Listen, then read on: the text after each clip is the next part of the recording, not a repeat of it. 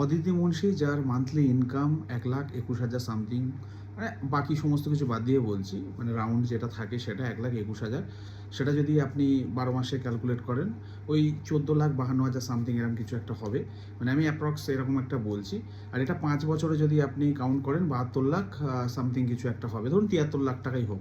তো যার 5 বছরে ইনকাম হওয়ার কথা 75 লাখ টাকাই ধরুন। এবার খাওয়া পড়াও তো রয়েছে, এক্সপেন্স তো রয়েছে, সেখান থেকে 50% মাইনাস হলো। তো তার হাতে থাকা উচিত ওই 40 লাখ মতন ধরুন, মেরে কেটে। তাছাড়া অন্য যদি বিজনেস বা এটা সেটা থাকে, ধরুন সব কিছু মিলিয়ে 1 কোটি টাকা তার মানে 5 বছরে ইনকাম হওয়া উচিত। তার যা মানে স্ট্যাটাস সেই অনুপাতে দেখতে গেলে, সেই মহিলা, কীর্তনিয়া মহিলা, কি করে 100 কোটি টাকা সম্পত্তি করতে পারে? হ্যাঁ, তার সঙ্গে তার হাজব্যান্ড রয়েছে, হাজব্যান্ডের ব্যাপারে আমার অত ডেটা নেই, বাট তার ডেটাটা নিয়েই আমি কথাটা বললাম। তার হাজব্যান্ড যদি থাকে ডাবল হলো, ধরুন তিনি 2 কোটি টাকাই কামালো, কথার কথা, মানে যেটা সরকারি হিসাব 2 কোটি টাকা দুজনে মিলিয়ে। কিন্তু বাকি এই 98 কোটি টাকা এলো কোথা থেকে? মানে হাউ ইজ দিস পসিবল? আর এটা আগের প্রশাসন জানতো না, মানে কেউই জানতো না।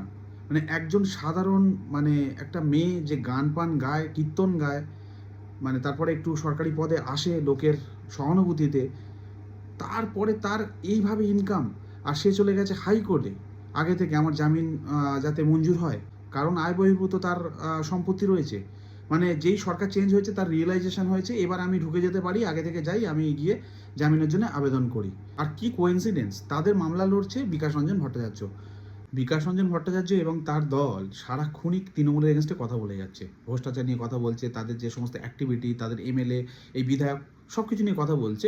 অথচ সবথেকে বড় ভ্রষ্টাচার করে যারা বসে আছে, আইনের দ্বারস্থ হতে গেছে, তাদের জন্য কেস লড়ছে Bikash Ranjan Bhattacharya. Just think about it. আর কেউ কেউ এটাকে আবার মাখন লাগাচ্ছে যে না এটা তার পেশা।